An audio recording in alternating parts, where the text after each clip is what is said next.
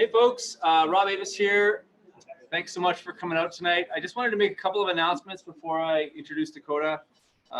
We've been doing this potluck now for a few months in Weston Heights, and it's been great to see such amazing turnout. Rob Avis here. Oh, you gotta press. Thanks so much for coming out tonight. There you go. That's when you get the death spiral on YouTube.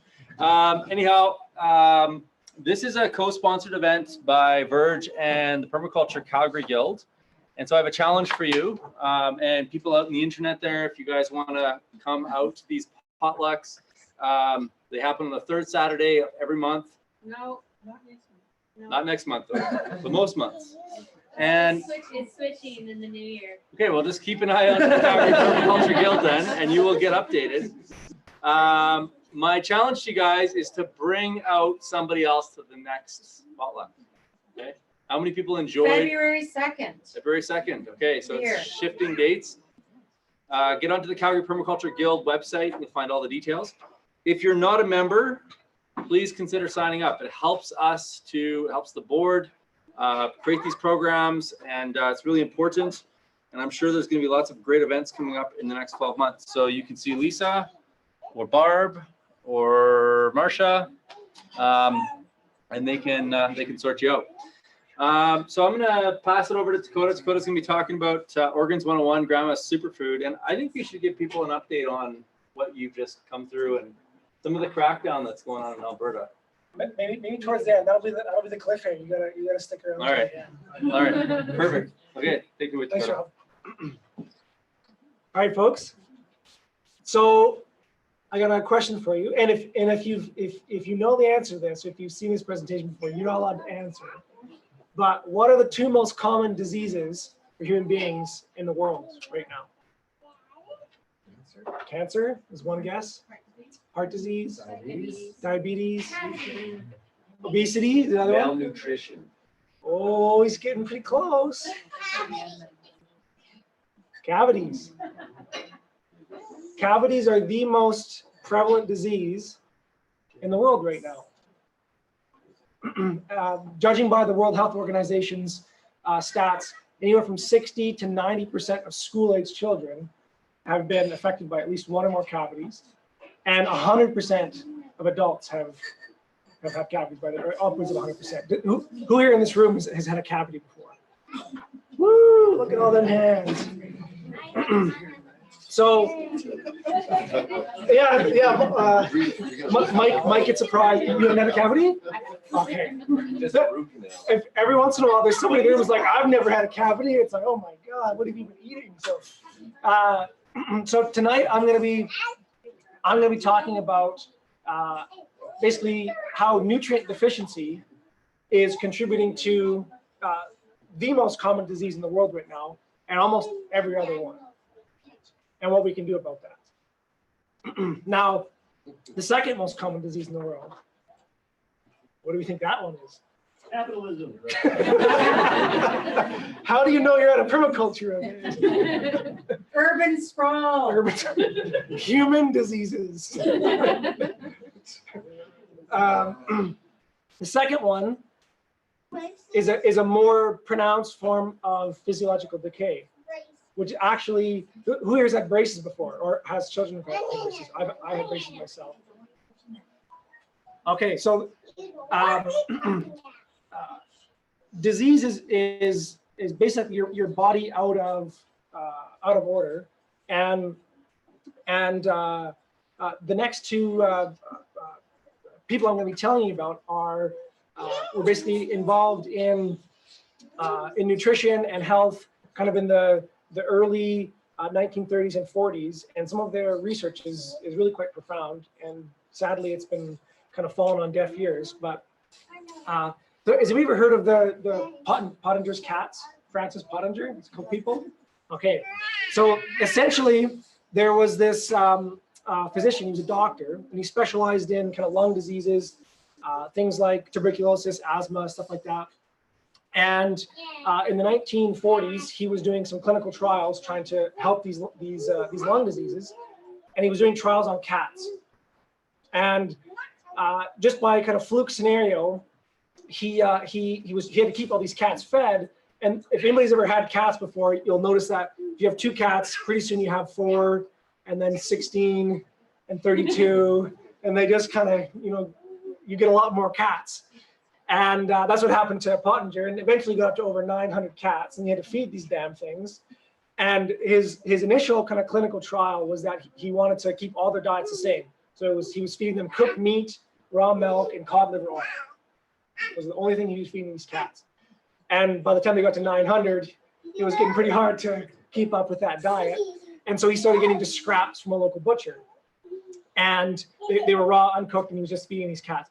And what he noticed was that the animals, the cats that were eating the raw meat, had markedly different health conditions than the cats that were fed the kind of the diet that he was doing before, the cooked meat, raw milk, and cod liver oil. And so kind of in addition to the work that he'd been doing on tuberculosis, he decided to study these cats and figure out what he could do there. And so he split the cats in half, and he created a diet. And his theory was that it had something to do with the cooking of the meat, that the cooking was changing the nutrient density somehow.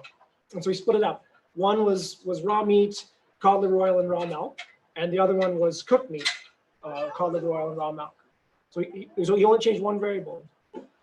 And he then bred those cats for 4 generations over the course of 10 years. And he kept track of the changes that he was seeing in the differences between the cats.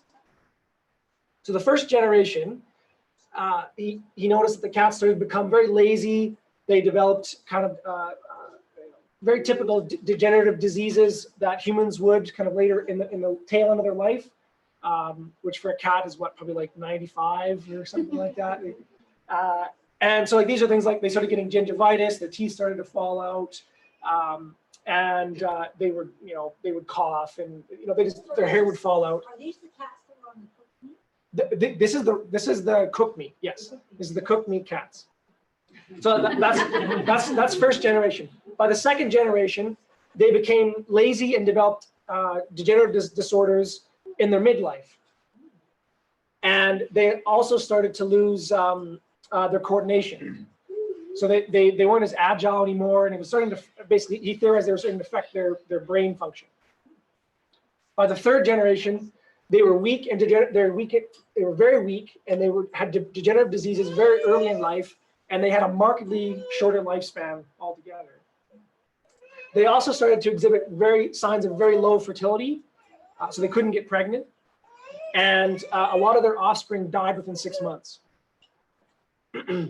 He also noted that a lot of them were born blind, and they had a lot of physiological changes, so that the shape of their skulls literally started to change from this kind of roundish shape to a hollowed out, pointed nose. They had started to develop problems with allergies and asthma because their nasal cavities of their skulls actually started to change, and they were super small, and their bones actually started to become very brittle and rubbery, basically.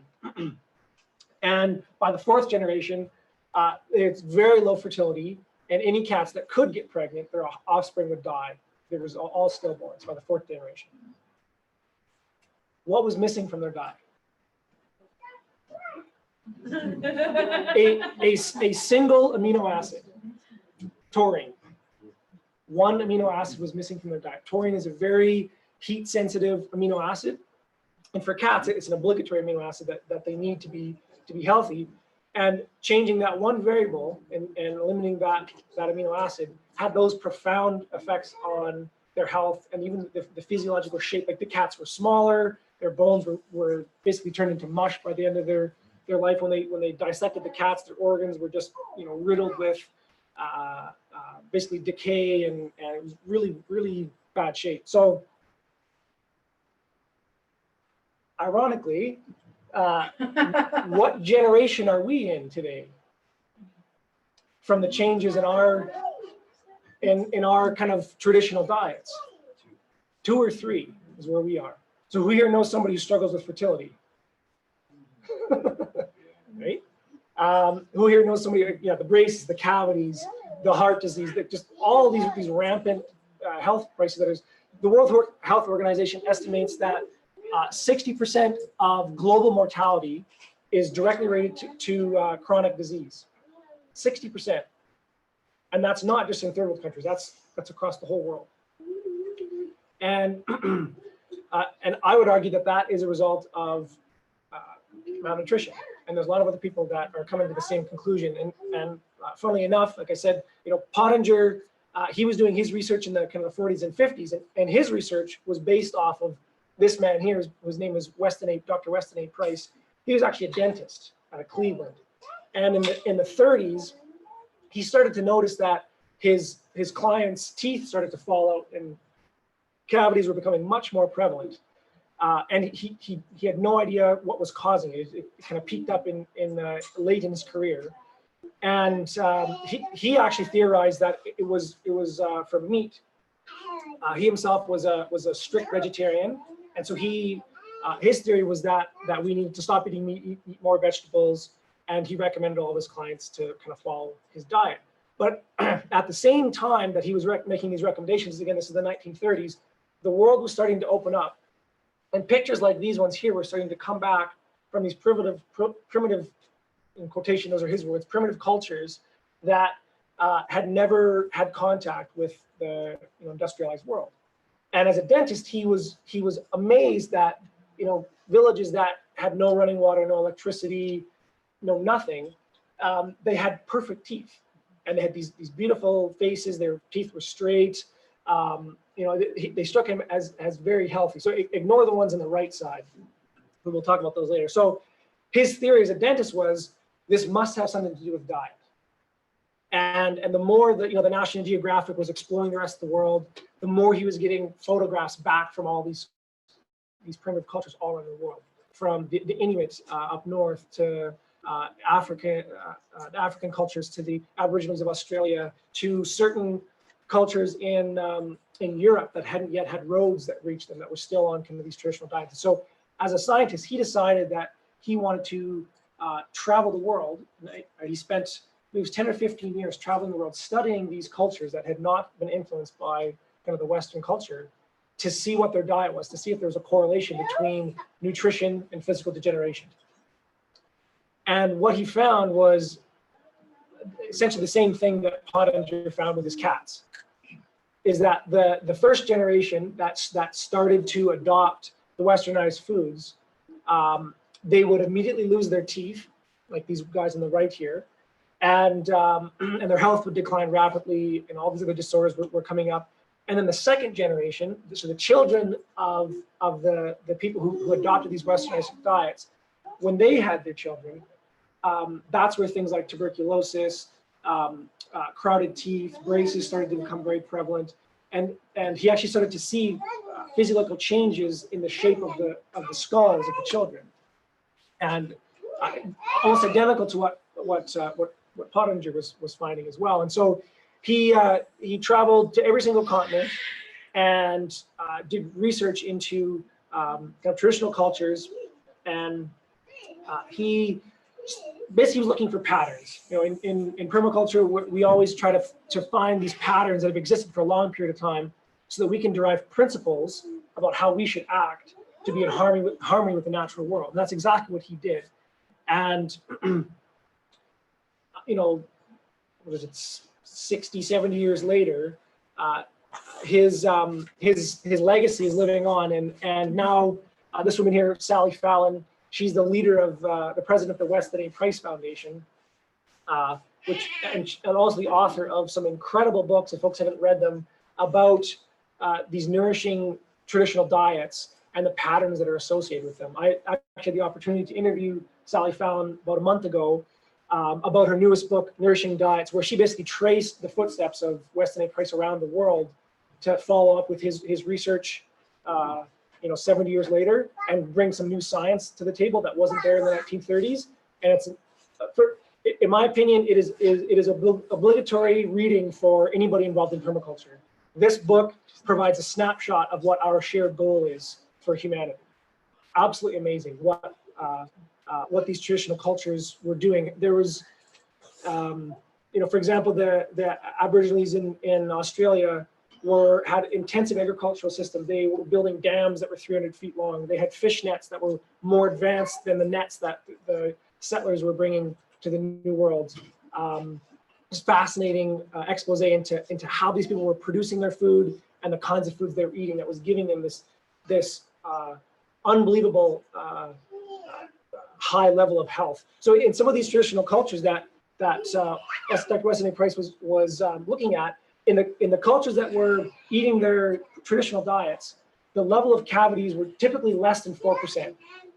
So when he found a culture that he thought was healthy and met his prescription, he would line everybody up in the village, old, young, children. He'd look at all their teeth and he'd look for cavities or signs of decay. And he would create a kind of a total of that out of the whole population, and he would give them a percentage ranking. And then he would try to find these people's kin that had moved to the cities and adopted the industrialized diet to see what their health was like and count them for cavities. And typically, so it was like, some of them were even less than 1%. Some of them were actually 0% cavities. But when they adopted these westernized diets, they would go, 20 to 30 to 40% cavities within one generation. So sadly, we can't do these kinds of studies anymore because there is no place in the world that, as Jeremy said, capitalism hasn't reached.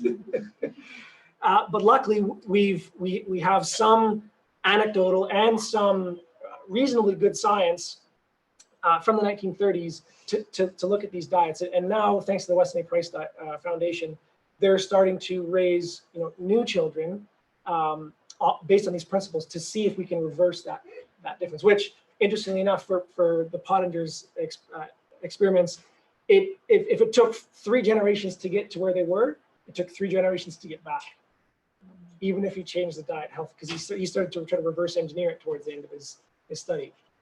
So I know you're all wondering, it's like, okay, what are these principles, right? Just tell us what to eat.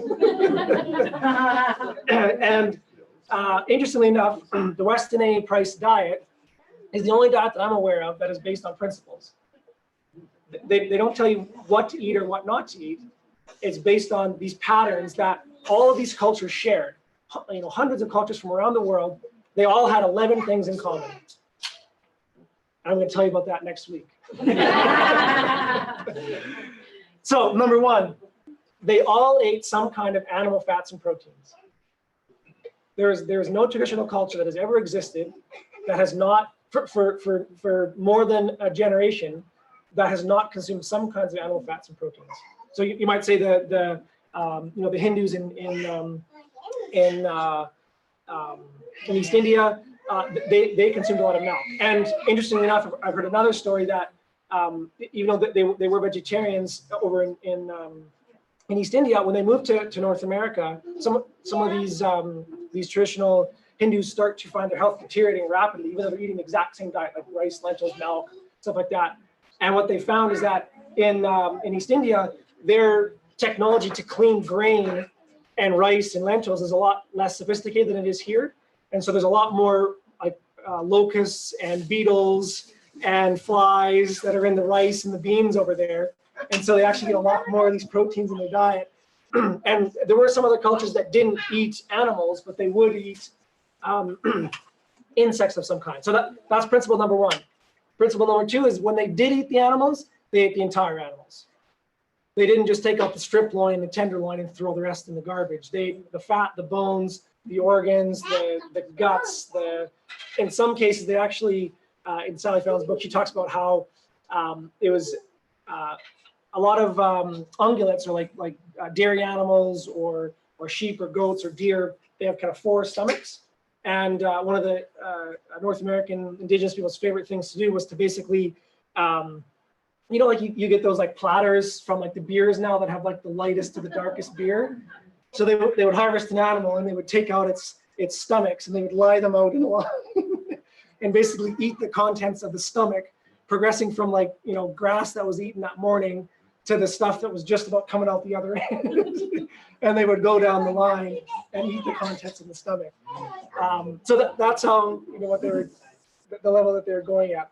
The third principle they all had in common, all these cultures, was that they all had some kind of a sacred food that was in some cases, taboo for anybody else in the culture to eat, except for parents to be babies or young growing children or nursing mothers.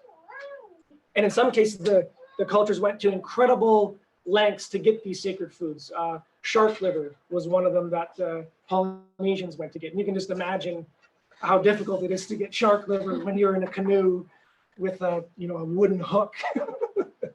So, principle 4, their diets ranged in a fat content from 30 to 80%, with typically less than 4% being polyunsaturated. So that's like your vegetable oils. Most of the fats they're eating were animal fats in their diet.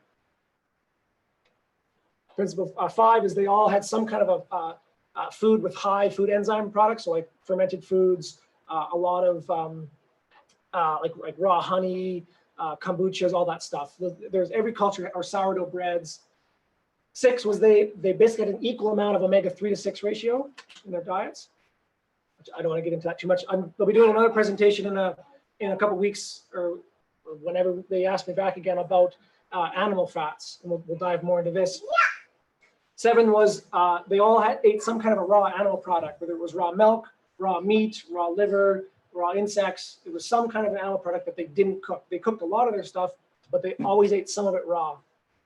Number 8 was 4 to 10 times the level of minerals and fat-soluble vitamins, particularly things like calcium, vitamin K2, vitamin A, and vitamin D.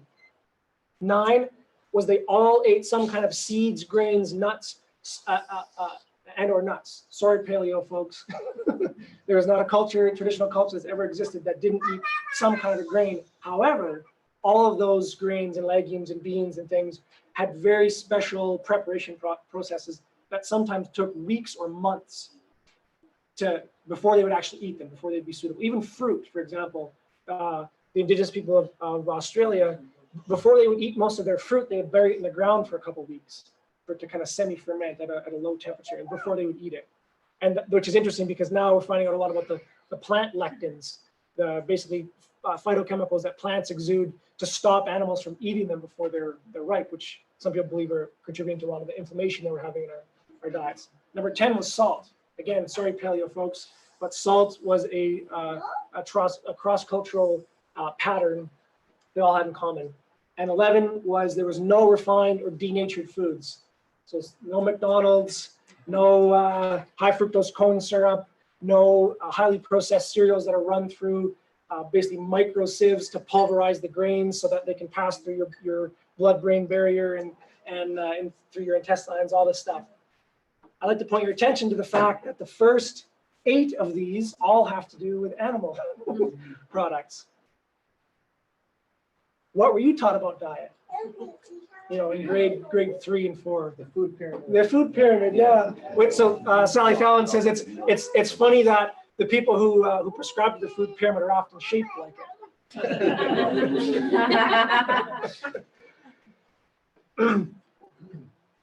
This you guys probably can't see this. This is a food guide propaganda from the 1940s in Canada here in the middle of the war.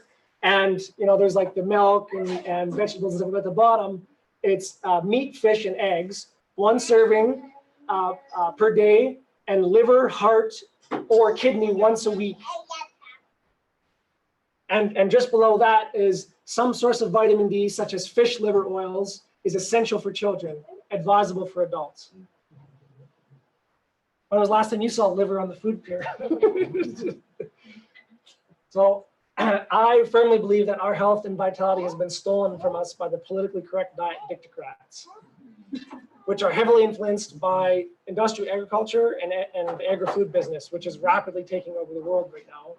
And I believe that part of our onus as kind of permaculturists is to look back into the past to see what kinds of diets traditional peoples were eating so that we can know how to go forward. Because it's right now, if you Google diets on Wikipedia, you'll find that there are over 100 kind of master diets. And within those 100, there's typically 3 or 4 subsets of those diets. And within those 3 or 4 subsets, there might be a dozen or 2 dozen books. And all of them have no anthropological basis whatsoever, except for paleo, which is terribly misguided. And they tell you, don't eat salt, eat lean meat, only the muscles. And what else? I don't actually know a lot about the paleo diet because I looked into it enough before I realized this is crazy. You can have chocolate, but you can't have fat. This is, anyways. So today, for the rest of the talk, which I have 4 minutes left, I'd like to talk about some of the organs as a particularly valuable way that we can introduce some of those traditional diet principles back into our health. And so I've kind of laid these out in like a spectrum of like things that you've probably eaten to things that you probably there's no innuendo here either. This is so I can remember as a child we had I actually have eaten sheep testicles before, or at least I tried. I couldn't finish them, but my dad wasn't very good at cooking them, so I'm going to blame that on him. Anyways, there's over 50% of most animals are organs, bones, and fat, and those are the things that our culture throws away right now. Which ironically is where all the nutrients are, and the things that could help reverse some of the physiological decay that we're facing. This is just to give you an idea of the incredible nutrient density that's in beef liver. Everybody have some of the beef liver I brought tonight in the dish there, and some of the pork. So there's beef liver in the one dish, and there was pork liver, pork heart, pork kidney mixed in with ground pork. So wasn't it like pork, like the creamiest, richest pork you ever had? Didn't even notice So, anything else. The nutrient density of beef liver or liver in general is one of the only foods on the planet that has all 8 of the B vitamins.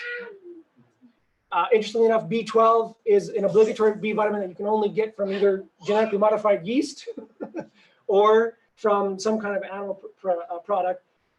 You probably can't see this number here. In one serving, like a deck of cards size of liver, there is can be up to 3,500% of your recommended daily intake of vitamin B12. Your body has the ability to store vitamin B12 for up to 3 to 5 years, which, interestingly enough, corresponds to the reason why most vegetarians and vegans crash after 3 to 5 years, because their body literally shuts down because the B vitamins are essential in helping our bodies convert food into energy. And without it, we get lethargic, just like the cats, and we start to be uncoordinated, and everything kind of falls out. So, vitamin B12, 137%, or vitamin B2, over 200%, copper, 1,600% of our recommended daily intake, choline, which is a nutrient that's really important for our own liver function, has 100% of the recommended daily intake, and all the other ones are kind of reasonable levels. This is pork kidney. Pork kidney also has almost all the B vitamins, but it really comes to shine in selenium, which is a mineral that's critical for thyroid gland function. Who here knows somebody with some kind of a hypo or hyperthyroid condition? 445% of the recommended daily intake, or goiters. Yeah, I've never seen anybody with a goiter. I feel like this. So, and these are just the things that they actually test for. There's basically all the elements in the periodic table you could probably find in these organs. So, what's probably one of the largest industries in the food business right now? Right? The vitamin industry. These people are so sick, and most of these vitamins are supposedly from plant-based sources, because there's such a stigma around eating animals, and rightly so, because most of our animals are produced in deplorable conditions, and they probably have no nutrient density in them whatsoever. But it's just interesting to think of how, Bill Mollison has this amazing quote that although the world's problems are increasingly complex, the solutions remain embarrassingly simple. Most of the world is starving right now, yet we're throwing half of our animals away, the good half, and we're obese. 60% of the world is dying from basically nutrient deficiency, and our agricultural and our environment is going down the drain because there's just all these inefficiencies, which we all know as permaculturists. So to finish it off here, it's like, all right, you know, we've got the kind of problem definition down. How do we change this? How do we get back? What are 3 super easy ways you can get organs back into your diet? The first one is to take cod liver daily. This fits into most people's current shopping habits. You can buy it online, and Community Natural Foods sells it. The brand that I buy is called Green Pastures. There are, like anything, there's spectrums of quality, and it's really important that your cod liver oil is raw and hopefully fermented, because the heat processing changes some of the nutrients. But it's really easy to get this. Interestingly enough, during the Second World War also, Britain was undergoing severe food rations because there just wasn't enough to go around. Yet despite those severe food rations, Winston Churchill mandated that every single child in Britain would get a tablespoon of cod liver oil every morning when he went to school. And despite the food rationing, after the war was over, all of their health records showed that the children had never been healthier in the country's history. And the average height of the children actually increased during the war. And there are other factors in there as well, but that's a super easy one, and it's the only health supplement that I take is cod liver oil, particularly because it has a really good balance of vitamin D, vitamin A, and there's some K2 in there as well. Number 2 is to try to purchase individual organs from your local butcher. Organs are dirt cheap right now, which is, again, hilarious. That's like the most nutrient-dense portion of the animal. Most farmers can't even sell, myself included, because we've been we've undergone 100 years of propaganda from the diet ditocrats. So there's dozens of butchers in Calgary and in every city, and I guarantee they have all kinds of organs sitting around that you can go and get access to.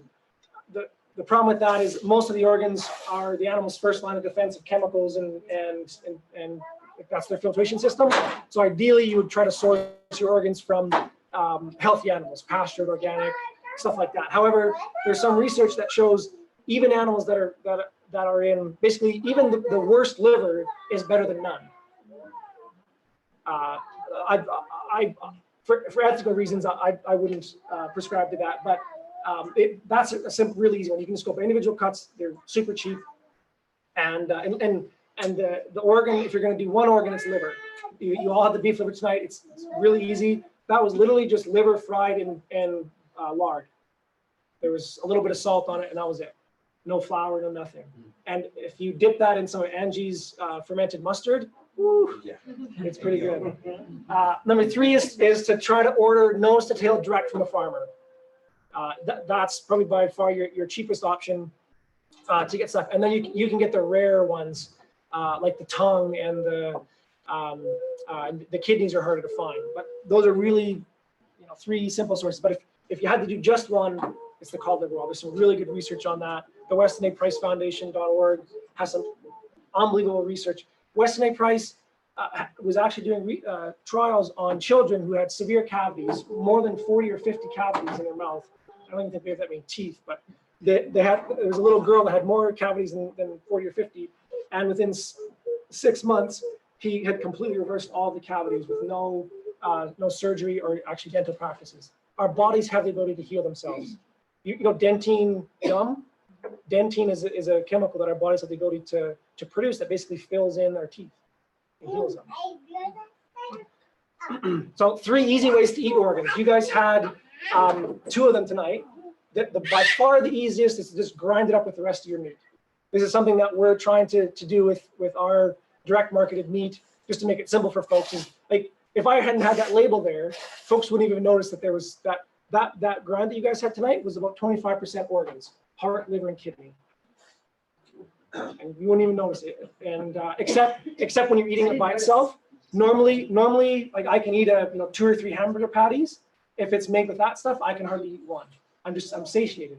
I'm full after one. And again, I think that has something to do with the nutrient density. So that's by far the easiest way. If you have a little meat grinder at home, you can go to your local butcher or find a local farmer that sells some organs. You can just grind it up yourself. Or a lot of the farm direct guys could be persuaded to doing this with their custom orders and just mixing with all of your ground meat, so that you don't have to worry about it. Just came in packages and you just cook your burgers like everything else you were going to do, and you can go from there. The second easiest way is in soups and stocks. If you throw a beef heart or beef liver or beef tongue, or I've even done like beef esophagus, like to make bone broth and stuff like that, you don't even notice it if you balance it out properly. And it's an easy way to get your kids to eat it, and super simple. And the third one, if you really want to step up your game, is to get into these like traditional dishes with like steak and kidney pie, haggis. I'm like, that's a couple levels above where I am right now. But you know, all of these like these sacred kind of seasonal foods, a lot of them were served around holidays, were centered around organs. There's one, I can't remember the name of it. It was one of our customers bought like, it was like a pig's head with the ears, and like we got the stomach for it, and basically just took like everything except the oink and like cooked it in a pot, stuffed it inside a stomach, and like cooked that, and like took like a week to make this thing. And by the end of it, it was like just amazing. You just like cut slivers of it off, and just like all these traditions that existed to make use of every part of the animal was just phenomenal. Okay, I'm gonna wrap it up here now with just a little thought experiment for you guys. I want you to imagine a pill. I want you to imagine a pill that has been proven to cure and prevent heart disease, stroke, cancer, diabetes, and depression, and almost every other major health disease on the planet. The interesting thing is that the side effects from taking this pill might include increased energy, improved immune system, you can handle stress better, you sleep better, weight loss, longer life, improved memory, better sex life, you know, all these different side effects. The primary resources to manufacture these pills are all free and readily available: sunlight, water, and earth. The factories that make these products are all self-replicating. So if you have two factories and you leave them together for long enough, they'll make more factories. And the waste products of these factories that make these pills that are so amazing all help to purify water, air, and soil. Failure to take these pills for 2 or 3 weeks may result in death. And best results are achieved by taking these pills 3 to 4 times per day for the rest of your life. And if enough people took these pills, other side effects might include the elimination of desertification, war, species loss, species extinction, poverty, world hunger, and climate change. Again, I'll repeat Bill's quote, is that although the world's problems are increasingly complex, the solutions remain embarrassingly simple. If we want to turn this stuff around, all we have to do is eat the change we want to see in the world. All we have to do. And curiously enough, as you know, as permaculturists, one of our, like, the prime directive is to help, you know, heal the planet. But we often forget that we ourselves are, you know, badly sick as well. And I would argue that before we can heal the planet, we have to heal ourselves. And I would also argue that the only way to heal the planet is to heal ourselves. And for me, organs is and, you know, bone broth and animal fats and these traditional diets are a fundamental part of our shared goal of healing the planet. And so I really thank you guys for your time. And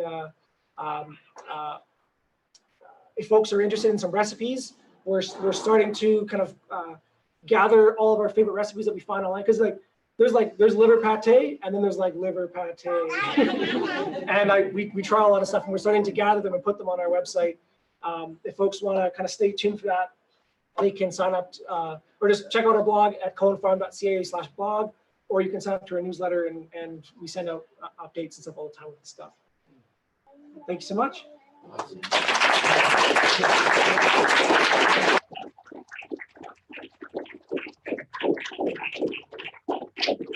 Questions? Yeah. I'm curious, as a child, my favorite time of the year was when we were butchering the animals. That was fun. Yep. And the big treat was the day that we were going to have the only time of the year we had blood sausage. Yeah. Where does blood fit into? I would put that in the same category as organs. It's so there's a lot of you can buy blood online actually from Amazon. You can get everything. Yeah, neither would I. But yeah, absolutely. I think this is where, you know, as we start to, maybe to have a segue into, you know, Rob mentioned to close off that cliffhanger there is for the past 3 years, we have been engaged in a herd share program where we've been harvesting our animals and our customers' animals on our farm, because I believe that as part of this healing ourselves and healing our planet and producing the most nutrient dense food possible is making sure that the animals are harvested with the utmost respect and zero stress possible.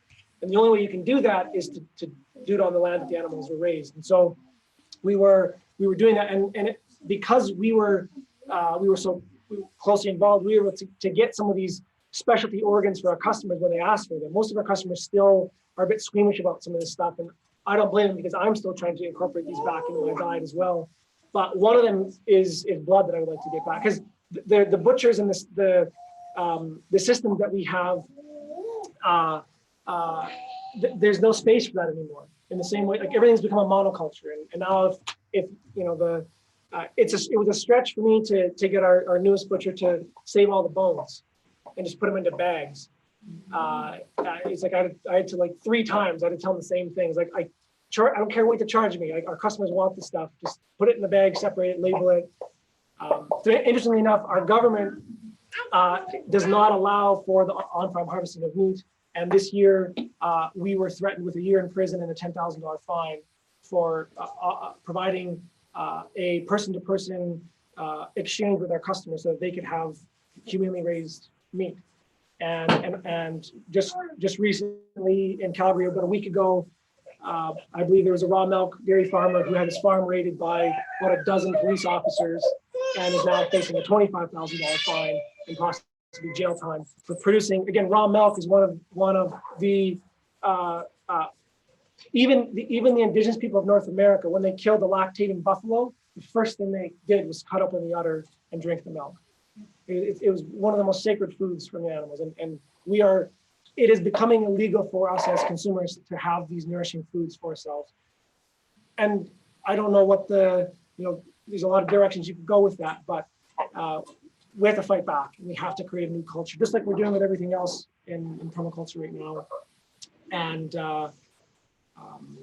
blood's one of those things. Milk is a blood product. Yeah, basically, yeah. Milk is basically blood. So you can do it, you just can't sell it. Yeah, you can do it. And so, that's the thing, is that for you to leave in our farm and transport a product that was harvested on our farm that wasn't inspected is technically illegal. It has to be consumed on the property. It has to be consumed on the property by the landowners. You can't give it to your, You couldn't donate it to anybody. And interestingly enough, like the grinding up in meats in certain provinces, and I believe Alberta is actually the case. Our butchers are just a little bit more open than others, but it's actually illegal to put organ meats into the grind, into sausage or stuff like that. You can sell the organs individually, but it's like, where do these ideas come from? Like, why is it illegal to buy raw milk, but you can smoke as much pot as you want now? Nothing against weed, I don't know, but it's like, where does this stuff come from? And it's just one of the things that we need to investigate and educate ourselves on. I was at the John. park today, Yeah. and the fellow in front of me bought 4 big packages of ground local organs and dog food. Dog food, yeah. That frozen shrimp. Yeah. That's what he called it. Oh, yeah. Yeah, absolutely. Does anybody here eat organs on a regular basis? Oh, awesome. Yeah. I will now. Good stuff. Any other questions? I have a quick question with the cat study. You're Yeah. talking about the amino acid that wasn't prevalent in the Taurine. So is that in the organs? It's an any meat that hasn't been cooked. Okay. Which is, again, one of the principles is that all cultures ate some kind of a raw milk or a raw meat product, a raw animal product, because those essential amino acids are damaged by heat. So like steak tartare or super rare steaks, those still have those amino acids, and it's important to eat them every once in a while so that we can maintain those amino acids. Michelle? Yeah, I'm just wondering, a few years ago when I kind of got into salad food stuff and nourishing traditions, I was given some pork organs, and ironically enough, I couldn't find any recipes on the internet, and I couldn't find anything to do with pork organs, and I actually wondered if maybe it wasn't safe to eat pork organs. Like there's tons of beef organs, there's lamb or like there's all these other animals. So my question is, why not pork organs? What's the is there actual like dietary reason why No, organs are so stigmatized? So pig, what's the saying? Is it, pigs are more like humans than they care to admit. And we do share a lot of pathogens like trichinosis and liver fluke and things like that. And so that might be one of the trends away from it. But Sally Fallon has lots of diets on eating pork liver and pork kidney and so yeah, I think it's probably just it's fallen out of favor. But in Sally's new book, she talks about eating liver and organs from pork.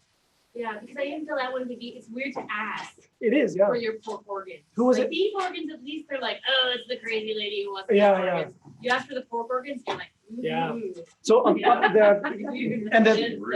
a lot of what is it? I think it's actually most inspectors won't allow pasture-raised pork organs to be given back to the customers because of their back when pigs used to be raised in like just horrible conditions outside versus horrible conditions inside, that where all the manure fell through.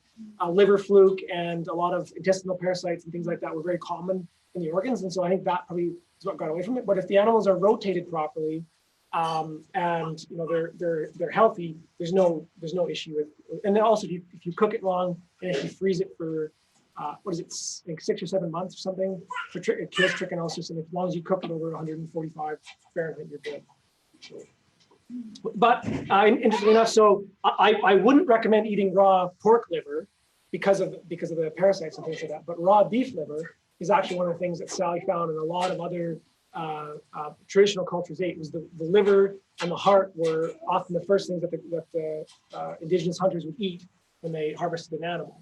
And so one of the things I've started to do a little bit is make liver pills. You basically take frozen liver and just cut it into little cubes. And you just eat the raw livers every once in a while.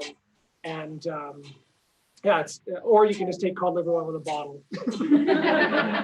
But like a beef liver is like 20 or 30, like they're huge. And like, yeah, what did I figure out? It's like at 3,000% of your daily intake, if you ate liver once a month, you're good. That's all the vitamin B12 you need. Vitamin A as well. Yeah, it's the same. Almost all the organs are very high in the fat side of the vitamins and minerals, which is one of the principles. There's like vitamin A, vitamin D, vitamin K2. Really important to get those in there. So this is just an observation. Yep. Because it's about Red Bull. Yeah. Yeah. The Red Bull is full of taurine, Mm-hmm. and they talk about the daily recommended amount of taurine that you should have as a marketing tactic to drink Red Bull. But it's interesting that it's in there. It's true. Yeah. It's synthetic. Yeah. It's a synthetic form. So they hop it up with all kinds of sugar and calories. Right. But there's other- Yeah. Yeah. Which again is one of the, that's one of the principles, that there was no sugar, was very rare in all these traditional cultures. Not to say they didn't eat it, but it wasn't something that you had every day for breakfast. There's no chocolates. Okay. Well, how do we help? Going back to this issue of you farmers having problems with inspectors that none of us. Yeah. We want to see you have some. Yeah, it's just a matter of education and consumer outrage. I mean, these are issues of sovereignty at a base level.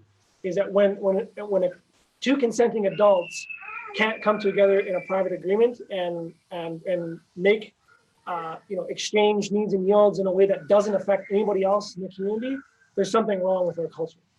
And rapidly those rights are being taken away from us and made illegal or made so difficult that it's just impractical to take. And so I think it's just a matter of educating ourselves. We've created a campaign to legalize on-farm harvesting in Alberta. We have over 450 signatures right now from producers and consumers across Alberta that are interested in helping out with this campaign. We're working with some PR specialists from BC and Alberta to try to figure out a strategy about how we can approach these officials to try to create the change that we need.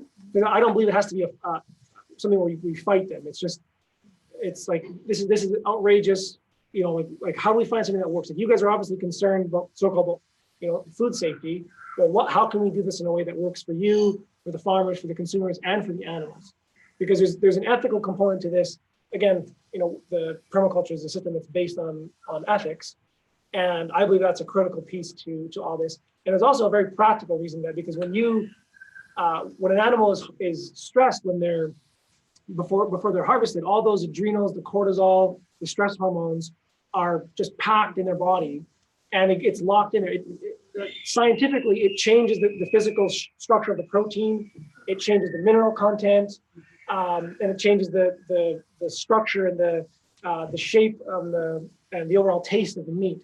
So, having animals that are harvested in a way that's respectful is actually a critical part to this nutrient density, so that we can heal ourselves and go forward.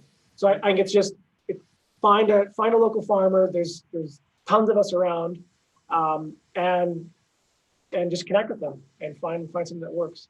You gotta start a permaculture religion. Yeah. Change the rules. Yeah.